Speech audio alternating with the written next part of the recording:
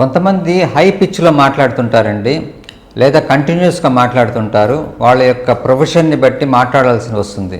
For example teachers కానీ, పూజారులు కానీ, లేదా పబ్లిక్ స్పీచ్ ఇచ్చే పొలిటీషియన్స్ కానీ, వీళ్ళల్లో స్వరపేటిక డ్యామేజ్ అయ్యే అవకాశం ఉంటుంది. సో స్వరపేటిక కనుక డ్యామేజ్ అయితే కామన్గా వచ్చే ప్రాబ్లం ఏంటంటే సింగర్స్ నాడ్యూల్స్ అంటాం. వాటిని కామన్ వర్డ్స్లో సింగర్స్ నాడ్యూల్ అంటాము. సో మెడికల్ టెర్మినాలజీలో వాటిని వోకల్ నాడ్యూల్స్ అంటాము. సో మనం మాట్లాడడానికి స్వరపేటికలో 2 స్వరతంత్రులు ఉంటాయి. వీటినే మనం వోకల్ కార్డ్స్ అంటాము. సో ఈ వోకల్ కార్డ్స్ మీద చిన్న చిన్న ఒక కంది గింజంత, అంతకన్నా తక్కువ ఈ ఆవగింజంత చిన్న చిన్న నాడ్యూల్స్ ఫామ్ అవుతాయి.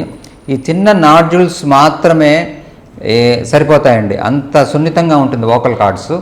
సో ఈ వోకల్ కార్డ్స్ మీద ఈ ఫామ్ అయిన నాడ్యూల్స్ వల్ల వాయిస్ అనేది వాళ్ళకి సరిగ్గా రాదు. దాన్నే హోర్స్ వాయిస్ అంటాము, లేదా బొంగురు గొంతు అంటాము.